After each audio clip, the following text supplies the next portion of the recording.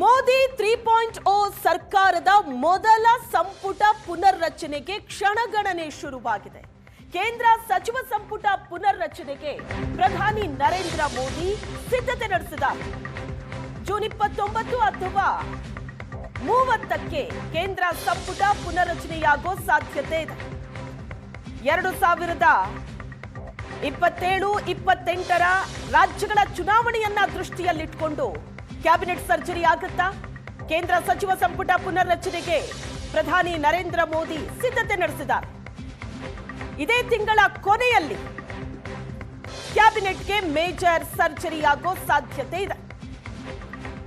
2027-28ರಲ್ಲಿ ಯಾವ್ಯಾವ ರಾಜ್ಯಗಳಲ್ಲಿ ಚುನಾವಣೆ ನಡೆಯುತ್ತೋ ಆ ರಾಜ್ಯಗಳನ್ನ ಗಮನದಲ್ಲಿಟ್ಕೊಂಡು ಕ್ಯಾಬಿನೆಟ್ಗೆ ಸರ್ಜರಿ ಮಾಡೋ ಚಾನ್ಸಸ್ ಇದೆ. ಉತ್ತರ ಪ್ರದೇಶ, ಪಂಜಾಬ್, ಗುಜರಾತ್ ಮತ್ತು ಕರ್ನಾಟಕ ಈ ರಾಜ್ಯಗಳಲ್ಲಿ ಚುನಾವಣೆ ನಡೆಯಲಿದ್ದು ಆ ರಾಜ್ಯದ ಸಂಸದರಿಗೆ ಮಣೆ ಹಾಕಲಾಗುತ್ತಾ? ಸಂಪುಟದಲ್ಲಿ ಯುವ ಸಂಸದರಿಗೆ ಈ ಬಾರಿ ಅವಕಾಶ ಸಿಗೋ ಸಾಧ್ಯತೆ ಇದೆ. 2027ರಲ್ಲಿ ಉತ್ತರ ಪ್ರದೇಶ, ಗುಜರಾತ್, ಪಂಜಾಬ್ನಲ್ಲಿ ಚುನಾವಣೆ ಇದೆ. ಗೋವಾ, ಉತ್ತರಾಖಂಡ್, ಹಿಮಾಚಲ ಪ್ರದೇಶದಲ್ಲೂ ಚುನಾವಣೆ ಇದೆ.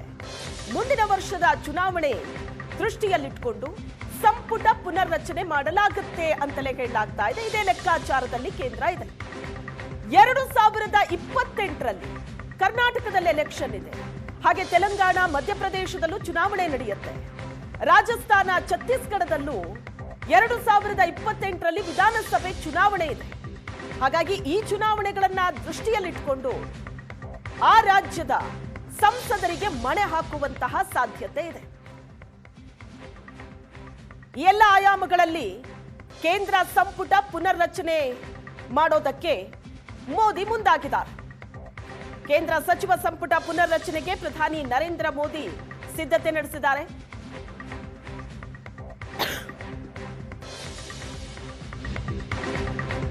ಇನ್ನು ಮೋದಿ 3.0 ಸರ್ಕಾರದ ಪ್ರಮುಖ ಸಚಿವರ ಖಾತೆಗಳೇ ಬದಲಾಗುವ ಸಾಧ್ಯತೆ ಇದೆ.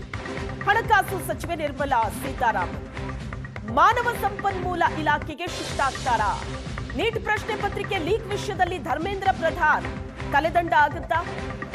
ಶಿಕ್ಷಣ ಸಚಿವ ಪ್ರಧಾನ್, ಪೆಟ್ರೋಲಿಯಂ ಸಚಿವ ಹರ್ದೀಪ್ ಸಿಂಗ್ಗೆ ಕೊಕ್ ನೀಡಲಾಗುತ್ತಾ?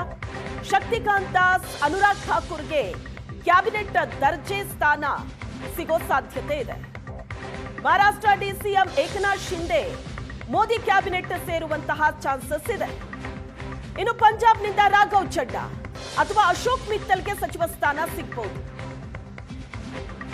ಇತ್ತೀಚೆಗಷ್ಟೇ ಎಎಪಿಯಿಂದ ರಾಘವ್ ಚಡ್ಡಾ ಬಿಜೆಪಿ ಸೇರ್ಪಡೆಯಾದರು.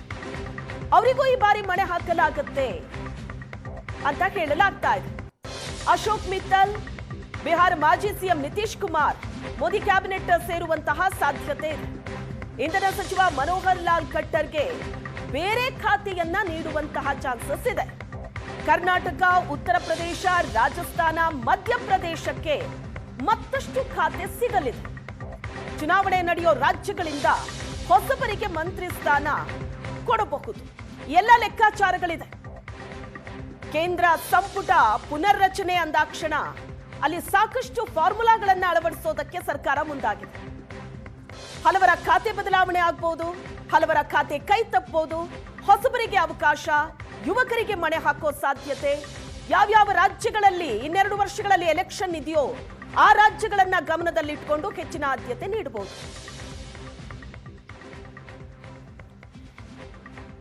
ಈ ಬಗ್ಗೆ ಹೆಚ್ಚಿನ ಡೀಟೇಲ್ಸ್ ಅನ್ನ ಕೊಡ್ತಾರೆ ಅಸೋಸಿಯೇಟ್ ಎಡಿಟರ್ ಪ್ರಶಾಂತ್ ನಾಥು ನಮ್ಮ ಜೊತೆ ನೇರ ಸಂಪರ್ಕದಲ್ಲಿ ಜಾಯಿನ್ ಆಗಿದ್ದಾರೆ. ಪ್ರಶಾಂತ್, ಈಗ ಸಂಪುಟ ಪುನರ್ರಚನೆ ಮಾಡೋದಕ್ಕೆ ಮೋದಿ ಸರ್ಕಾರ ಸಜ್ಜಾಗಿದೆ. ಬಟ್ ಯಾವ್ಯಾವ ಫಾರ್ಮುಲಾವನ್ನ ಇಲ್ಲಿ ಸರ್ಕಾರ ಅಳವಡಿಸ್ತಾ ಇದೆ ಅಂತ ಅಂದ್ರೆ, ಈಗ ಮುಂದಿನ 2 ವರ್ಷಗಳಲ್ಲಿ ಹಲವು ರಾಜ್ಯಗಳಲ್ಲಿ, ಕರ್ನಾಟಕ ಸೇರಿದಂತೆ ಬೇರೆ ಬೇರೆ ರಾಜ್ಯಗಳಲ್ಲಿ ಚುನಾವಣೆ ನಡೆಯುತ್ತೆ. ಹಾಗಾಗಿ ಆ ರಾಜ್ಯಗಳನ್ನ ಗಮನದಲ್ಲಿಟ್ಕೊಂಡು ಸಂಪುಟ ಪುನರ್ರಚನೆ ಆಗತ್ತಾ? ಒಂದು ಎನ್ಡಿಎ ಮೈತ್ರಿಕೂಟವನ್ನ ಮತ್ತಷ್ಟು ಬಲಪಡಿಸೋದು, ಜೊತೆಗೆ ಮತ್ತಷ್ಟು ಹೊಸಬರಿಗೆ ಅವಕಾಶ ಕೊಡೋ ನಿಟ್ಟಿನಲ್ಲಿ ಹಾಗಾದ್ರೆ ಸಂಪುಟ ರಚನೆ ಆಗೋ ಸಾಧ್ಯತೆ ಇದೆಯಾ? ಶ್ವೇತಾ, ಜಾರ್ಜ್ ಕುರಿಯನ್ ಅಂತ ಏನ್ ಕೇಂದ್ರ ಸಚಿವರಿದ್ರು ಅವರನ್ನ ರಾಜ್ಯಸಭೆಗೆ ಮುಂದುವರಿಸಲಿಲ್ಲ. ಹೀಗಾಗಿ ಅವ್ರು ರಾಜೀನಾಮೆ ಕೊಟ್ಟಾಗ ಆ ರಾಜೀನಾಮೆಯನ್ನ ರಾಷ್ಟ್ರಪತಿಗಳು ಅಂಗೀಕರಿಸಿದ್ರು.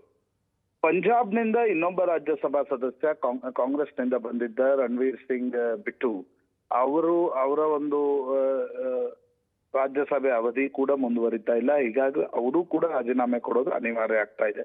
ಹೀಗೆ 4-5 ಕೇಂದ್ರ ಸಚಿವರ ರಾಜೀನಾಮೆಯನ್ನ ತೆಗೆದುಕೊಳ್ಳುವ ಯೋಚನೆಯನ್ನ ಮೋದಿ ಮಾಡ್ತಾ ಇದ್ದಾರೆ. ಜೊತೆಗೆ 2 ವರ್ಷ ಆಗಿರುವ ಕಾರಣದಿಂದ ಕ್ಯಾಬಿನೆಟ್ ರೀಶಫಲ್ ಅನ್ನ ಮಾಡಬೇಕು ಅಂತಕ್ಕಂಥದ್ದು ಕಾರ್ಡ್ಸ್ ನಲ್ಲಿದೆ. ಯಾಕಂದ್ರೆ ಹೊಸದಾಗಿ ಬಿಜೆಪಿಯ ರಾಷ್ಟ್ರೀಯ ಅಧ್ಯಕ್ಷರು ಬಂದ ನಂತರ ನಿತಿನ್ ನಬೀನ್ ಅವರ ಹೊಸ ತಂಡವನ್ನ ಕೂಡ ಘೋಷಣೆ ಮಾಡಬೇಕು. ಜೊತೆಗೆ ಇಲ್ಲಿ ಕ್ಯಾಬಿನೆಟ್ ನ ಒಂದು ಸಂಪುಟ ಪುನಾರಚನೆಯನ್ನ ಕೂಡ ಮಾಡುವ ಒಂದು ಪ್ಲಾನ್ ಮೋದಿ ಮತ್ತು ಅಮಿತ್ ಶಾ ಅವರ ತಲೆಯಲ್ಲಿದೆ ಅಂತಕ್ಕಂಥದ್ದು ಬಹಳ ದಿನಗಳಿಂದ ಕೇಳಿ ಬರ್ತಾ ಇರ್ತಕ್ಕಂಥ ಮಾತು. ಅದು ಬಹುತೇಕ ಮಂತ್ ಎಂಡ್ ಅಥವಾ ಜುಲೈ ಫಸ್ಟ್ ವೀಕ್ ನಲ್ಲಿ ಈ ಒಂದು ಕ್ಯಾಬಿನೆಟ್ ರೀಶಫಲ್ ಮಾಡ್ತಾರೆ ಅಂತಕ್ಕಂಥದ್ರ ಬಗ್ಗೆ ಬಿಜೆಪಿ ನಾಯಕರು ಕೂಡ ಮಾತಾಡ್ತಾ ಇದ್ದಾರೆ. ಅನೇಕ ಸಾಕಷ್ಟು ಚರ್ಚೆಗಳು, ಸುದ್ದಿಗಳು, ಪ್ರೊಬಾಬಿಲಿಟೀಸ್ಗಳು, ಪರ್ಮ್ಯುಟೇಷನ್ಸ್, ಕಾಂಬಿನೇಷನ್ಸ್ ಗಳು ಚರ್ಚೆ ಆಗ್ತಾ ಇದೆ. ಆದ್ರೆ ಅಂತಿಮವಾಗಿ ನರೇಂದ್ರ ಮೋದಿ ಅವರ ಮನಸ್ಸಿನಲ್ಲಿ ಏನಿದೆ ಅದೇ ಆಗತ್ತೆ. ಹರ್ದೀಪ್ ಸಿಂಗ್ ಪುರಿ, ಧರ್ಮೇಂದ್ರ ಪ್ರಧಾನ್ರನ್ನ ಕೈ ಬಿಡ್ತಾರೆ ಅಂತಕ್ಕಂಥ ಚರ್ಚೆಗಳಿವೆ. ನಿರ್ಮಲಾ ಸೀತಾರಾಮನ್ರನ್ನ ಹಣಕಾಸು ಇಲಾಖೆಯಿಂದ ಬೇರೆ ಇಲಾಖೆಗೆ ತಂದು ಅಲ್ಲಿ ಶಕ್ತಿಕಾಂತ್ ದಾಸ್ ಏನ್ RBI ಗವರ್ನರ್ ಇದ್ದು, ಹಿಂದೆ ಫೈನಾನ್ಸ್ ಸೆಕ್ರೆಟರಿ ಕೂಡ ಇದ್ರು, ಅವರನ್ನ ತರುವುದರ ಬಗ್ಗೆ 3-4 ವರ್ಷಗಳಿಂದ ಚರ್ಚೆ ನಡೀತಾ ಇತ್ತು. ಈಗ ಒಂದು ಆರ್ಥಿಕವಾಗಿರ್ತಕ್ಕಂಥ ಸಂಕಟ ಪಶ್ಚಿಮ ಏಷ್ಯಾದ ಯುದ್ಧದ ಕಾರಣದಿಂದ ಏನ್ ಆಗಿದೆ, ಅದರ ಬಗ್ಗೆ ಕೂಡ ಹಣಕಾಸು ಇಲಾಖೆಗೆ ಹೊಸ ಸಚಿವರು ಬರ್ಬೋದು. ಹರ್ದೀಪ್ ಸಿಂಗ್ ಪುರಿ ಪೆಟ್ರೋಲಿಯಂ ಸಚಿವರಾಗಿ ರಾಜ್ಯಸಭಾ ಸದಸ್ಯರಾಗಿದ್ದಾರೆ, ಅವರನ್ನ ಕೈ ಬಿಡಬಹುದು. ಜೈಶಂಕರ್ ಅನ್ನ ಬದಲಿಸಿ ಹೊಸ ವಿದೇಶಾಂಗ ಸಚಿವರಾಗಿ ಹರ್ಷ್ ಸಿಂಗ್ಲಾ ಬರಬಹುದು. ಈ ಎಲ್ಲ ಚರ್ಚೆಗಳು ನಡೀತಾ ಇವೆ. ಆದ್ರೆ ಇನ್ನು ಮೋದಿ ಮತ್ತು ಅಮಿತ್ ಶಾ ನಡುವೆ ಯಾರನ್ನ ಕೈ ಬಿಡಬೇಕು, ಯಾರನ್ನ ಮಾಡಬೇಕು ಅಂತಕ್ಕಂಥದ್ದರ ಬಗ್ಗೆ ಒಂದು ಸ್ಪಷ್ಟ ಚರ್ಚೆ ನಡೆದಿಲ್ಲ. ಆ ಚರ್ಚೆ ನಡೆದ ನಂತರ, ಆ ಚರ್ಚೆ ಶುರುವಾದ ನಂತರ ಕ್ಯಾಬಿನೆಟ್ ರೀಶಫಲ್ ನ ಗುಸುಗುಸುಗಳು ಆರಂಭ ಆಗ್ತವೆ. ಬಹುತೇಕ ರವಿವಾರ, ಸೋಮವಾರ, ಮಂಗಳವಾರ ಅಂತಕ್ಕಂಥದ್ದನ್ನ ಹೇಳಲಾಗ್ತಾ ಇದೆ. ಅಂತಿಮವಾಗಿ ಯಾವ ದಿನದಂದು ಮಾಡ್ತಾರೆ ಅಂತಕ್ಕಂಥದ್ರ ಬಗ್ಗೆ ಕೂಡ ಸ್ಪಷ್ಟತೆ ಇಲ್ಲ. ಆದ್ರೆ ಜೂನ್ ಕೊನೆಯ ವಾರ ಅಥವಾ ಜುಲೈ ಮೊದಲ ವಾರದಲ್ಲಿ ಮೋದಿ ಸಂಪುಟಕ್ಕೆ ಸರ್ಜರಿ ಮಾಡಲಿದ್ದಾರೆ ಅನ್ನೋದು ಮಾತ್ರ ಖಚಿತವಾಗಿ ಕೇಳಿ ಬರ್ತಾ ಇರ್ತಕ್ಕಂಥ ವರ್ತಮಾನ. ಶ್ವೇತಾ. ಓಕೆ ಪ್ರಶಾಂತ್, ಹೊಸಬರಿಗೆ ಚಾನ್ಸ್ ಸಿಗುವಂತಹ ಸಾಧ್ಯತೆಯ ಜೊತೆಗೆ ಈಗಿರುವಂತಹ ಪ್ರಮುಖ ಖಾತೆಯನ್ನ ನಿಭಾಯಿಸ್ತಾ ಇರೋರ ಖಾತೆ ಕೂಡ ಬದಲಾಗುತ್ತೆ ಅನ್ನೋ ಮಾಹಿತಿ ಇದೆ. ಸೊ ಇದ್ರ ಬಗ್ಗೆ ಏನ್ ಮಾಹಿತಿ ಇದೆ? ನಿತಿನ್ ನಬೀನ್ ತಂಡಕ್ಕೆ ಕೆಲವರನ್ನ ಪಕ್ಷದ ಸಂಘಟನೆಗೆ ಕಳಿಸ್ಬೇಕು ಅಂತಕ್ಕಂಥದ್ರ ಬಗ್ಗೆ ಕೂಡ ಚರ್ಚೆ ಇದೆ. ಹೊಸ ರಾಷ್ಟ್ರೀಯ ಅಧ್ಯಕ್ಷರು ಬಂದಿದ್ದಾರೆ, ಹೀಗಾಗಿ ಹೊಸಬ್ರನ್ನ ತರಬೇಕು. ಸಂಪುಟಕ್ಕೆ ಕೂಡ ಹೊಸಬ್ರನ್ನ ತರಬೇಕು. ಈಗ ಉತ್ತರ ಪ್ರದೇಶದ ಚುನಾವಣೆ 2027 ಹೀಗಾಗಿ ಅಲ್ಲಿ ರಾಮ್ ಗೋವಿಂದ್ ಸೇರಿದಂತೆ ಅನೇಕರ ಹೆಸರುಗಳು ಕೂಡ ಚರ್ಚೆಯಲ್ಲಿವೆ. ಅಲ್ಲಿ ಹೊಸ ರಾಜ್ಯಾಧ್ಯಕ್ಷರಾಗಿ ಪಂಕಜ್ ಚೌಧರಿ ಬಂದ್ರು, ಅವರನ್ನ ಸಂಪುಟದಿಂದ ಕೈ ಬಿಡಬೇಕು. ಜೊತೆಗೆ ಮಧ್ಯಪ್ರದೇಶದಲ್ಲಿ ವಿಶ್ವದತ್ ಶರ್ಮಾ ಅವರನ್ನ ಸಂಪುಟಕ್ಕೆ ಕರ್ಕೊಂಡು ಬರ್ಬೇಕು ಅಂತಕ್ಕಂಥದ್ರ ಬಗ್ಗೆ ಚರ್ಚೆ ಇದೆ. ಮಹಾರಾಷ್ಟ್ರದಲ್ಲಿ ಏಕನಾಥ್ ಶಿಂದೆ ಪುತ್ರ ಶ್ರೀಕಾಂತ್ ಶಿಂದೆ ಸಂಪುಟಕ್ಕೆ ಸೇರ್ಪಡೆ ಆಗ್ಬಹುದು ಶಿವಸೇನಾ ಕೋಟಾದಲ್ಲಿ ಅಂತಕ್ಕಂಥದ್ದು. NCP ಯನ್ನ ಕೂಡ ಒಡೆಯುವ ಪ್ಲಾನ್ ನರೇಂದ್ರ ಮೋದಿ ಮತ್ತು ಅಮಿತ್ ಶಾ ಅವರಿಗಿದೆ. ಹಾಗಾಗಿ NCP ಇಂದ ಯಾರಲ್ಲಿ ಮಂತ್ರಿ ಆಗ್ತಾರೆ? ಕಳೆದ ಬಾರಿ ಯಾರು ಕೂಡ NCP ಇಂದ ಕೇಂದ್ರದಲ್ಲಿ ಮಂತ್ರಿ ಆಗಿರ್ಲಿಲ್ಲ. ಇನ್ನು ತೃಣಮೂಲ್ ಕಾಂಗ್ರೆಸ್ ಒಡೆದಾಗಿದೆ, ಅದು ಕೂಡ NDAಗೆ ಸಪೋರ್ಟ್ ಕೊಡ್ತಾ ಇರೋದ್ರಿಂದ ಆ ಕೋಟಾದಲ್ಲಿ ಯಾರಾದ್ರೂ ಒಳಗಡೆ ಬರ್ತಾರ? ಗುಜರಾತ್ನ ಚುನಾವಣೆಗಳು ಕೂಡ 2027 ಮುಂದಿನ ವರ್ಷದ ಇದೆ. ಹೀಗಾಗಿ ಗುಜರಾತ್ ನಲ್ಲಿ ಕೂಡ ಕೆಲ ಜಾತೀಯ ಸಮೀಕರಣಗಳನ್ನ ಸರಿತೂಗಿಸ್ಬೇಕಿದೆ.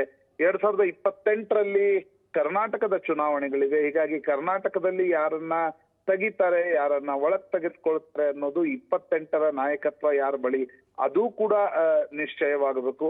ಹೀಗಾಗಿ ಮುಂದಿನ ವರ್ಷ ಇರ್ತಕ್ಕಂಥ ರಾಜ್ಯಗಳು, ಈಗ ಪಂಜಾಬ್ ಫಾರ್ ಎಕ್ಸಾಂಪಲ್, ಆಮ್ ಆದ್ಮಿ ಪಕ್ಷದ 7 ರಾಜ್ಯಸಭಾ ಸಂಸದರು ಬಂದು ಬಿಜೆಪಿಗೆ ಸಪೋರ್ಟ್ ಕೊಟ್ಟಿದ್ದಾರೆ. ರಾಘವ್ ಛಡ್ಡಾ ಇದ್ದಾರೆ, ಮಿತ್ತಲ್ ಇದ್ದಾರೆ. ಅವರಲ್ಲಿ ಯಾರನ್ನ ಸಂಪುಟಕ್ಕೆ ತೆಗೆದುಕೊಳ್ತಾರೆ, ಇವೆಲ್ಲ ಚರ್ಚೆಯ ಹಂತದಲ್ಲಿವೆ.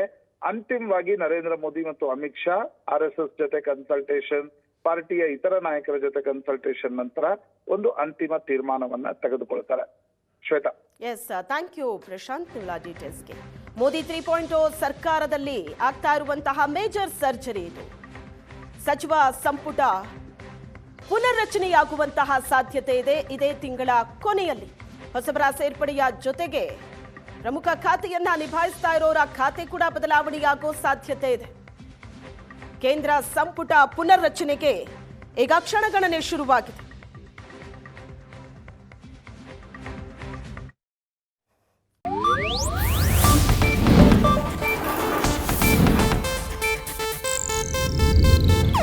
ಇದು ಏಷ್ಯಾನೆಟ್ ನ್ಯೂಸ್ ನೆಟ್ವರ್ಕ್ ಪ್ರಸ್ತುತಿ.